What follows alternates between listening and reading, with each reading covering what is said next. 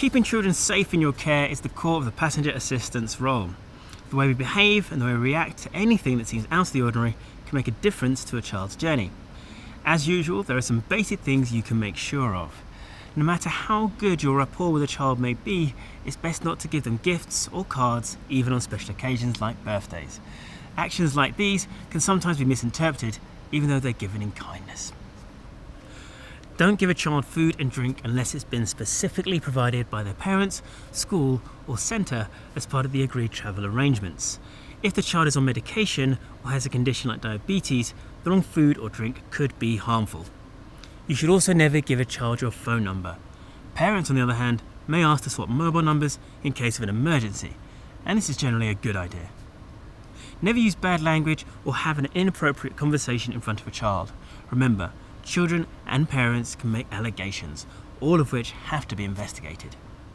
When you're travelling on your vehicle, do not swap your phone number with the children. Don't take their phone numbers and don't give them yours. Now, if you want to contact, you take mum's phone number or dad or whoever the appropriate adult is for them. That's absolutely fine, because if you were held up, you can then ring the parent or the carer and say, we've been held up in traffic, we're running late, or whatever. And that keeps the parents happy as well. Don't take the child's number. Firstly, you don't need them ringing you when you're trying to watch the TV in the evening. And secondly, that would be a safeguarding risk and be considered inappropriate. So remember, if you do want to have a contact number, only have the parents. One of the main topics that always comes up is child protection.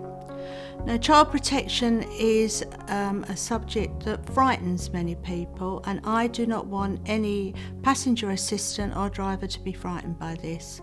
I always say to all the passenger assistants and drivers, be vigilant, be careful what you're saying, don't use inappropriate language, don't use your mobile phone. Be careful what you're actually discussing in front of children, because believe it or not, you could be having a conversation about the TV programme the night before, and a child will misinterpret that completely. They'll take that home to their parent, and we'll get a call in work that will suddenly say that escort or that passenger assistant or that driver said so-and-so, so-and-so to my child. And then we could end up with a child protection inquiry, and we want to avoid that. So be very vigilant of what you're doing. People like to think they're being very kind by giving gifts. One of the things everyone must remember is you must not give gifts. Gifts can cause lots of problems. For instance, we had a time when someone went on holiday and brought back some necklaces from the Far East, which they promptly gave a few of the children. As with all children, they start to squabble over, it's mine, it's yours, whatever.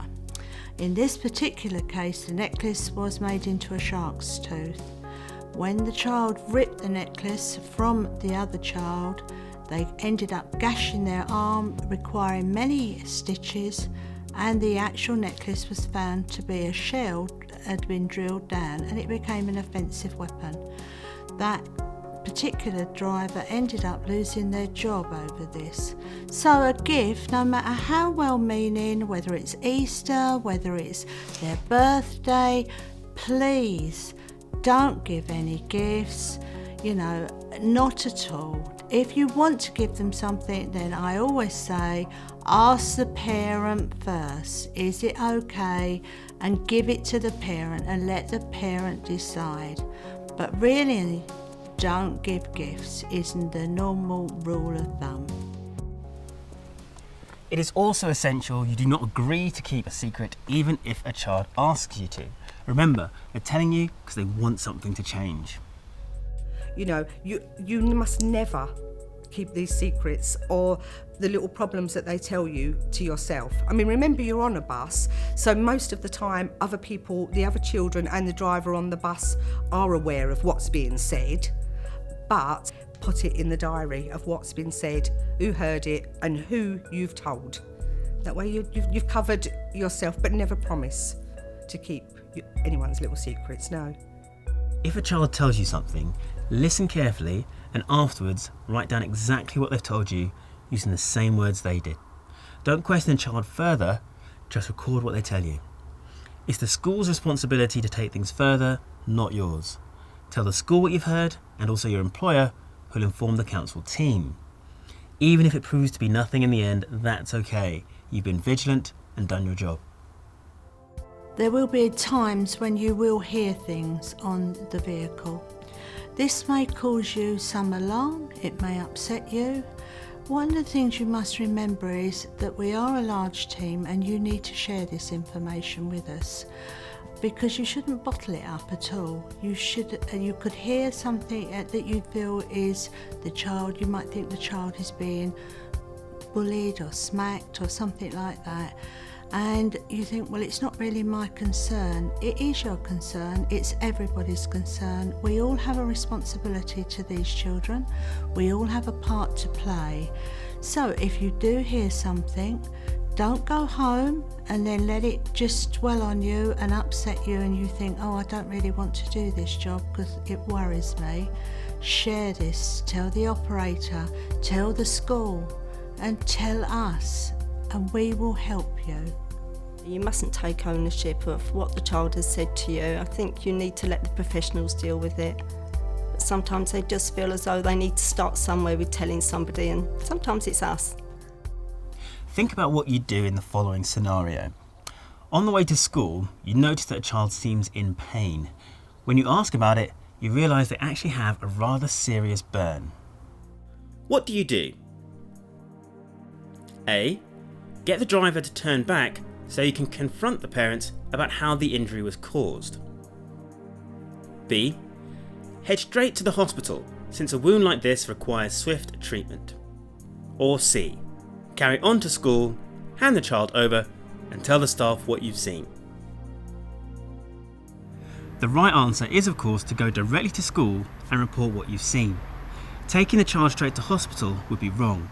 It's the school's job to seek medical care if necessary, and you need to remember the other children in your care who need to get to school. You should also never confront a parent about something like this. Once again, it's the job of the school, the council, and the police to do so if necessary, and only once all the facts have been established. Always notify the school if there's a noticeable change in a child's behaviour. Sometimes a change in behaviour could just be down to a change in the child's medication. However, it's the school's job to establish this, so again, pass it on and don't forget to log all the details in your diary. When bringing children home again at the end of the school day, there are golden rules you must follow to ensure they're safe. Always make sure you drop them off at the agreed place every day and leave them in the hands of the nominated adult. This is usually a parent or guardian, but could be another appointed person. Always be sure to leave the child in the physical presence of the adult.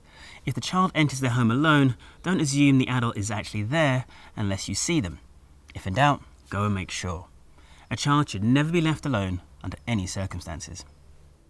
One of the things you must always remember that you must ensure that the child is handed over to an adult, a responsible adult. If you are turning up at an address and your child is getting out and going perhaps round the back of the house to let themselves in, hang about, make sure that you can see an adult. Ask the parent to come to the door and wave, or the carer, because we've had instances where thankfully the driver was very vigilant. They've dropped a small child off at home who's gone in and they've not seen any movement, and for some reason they felt uncomfortable with this. So when they went back to check, the child was peering through the letterbox saying they're not allowed to answer the door. And in short, Mum was not at home, Mum was working. So if you come across anything like this, you need to report this. Don't just drop the child, make sure there is an adult there. If there isn't, then let your operator know straight away, keep the child on board, and then the operator will advise you then what to do. You don't have to make the decision yourself. If you escort a child home and find there's no one to receive them, there's a clear procedure to follow. First of all, phone your employer and let them know the situation so they can give you instructions. Your employer should advise you to drop off all the remaining children, and in the meantime, they will try to contact the parent or guardian and the school.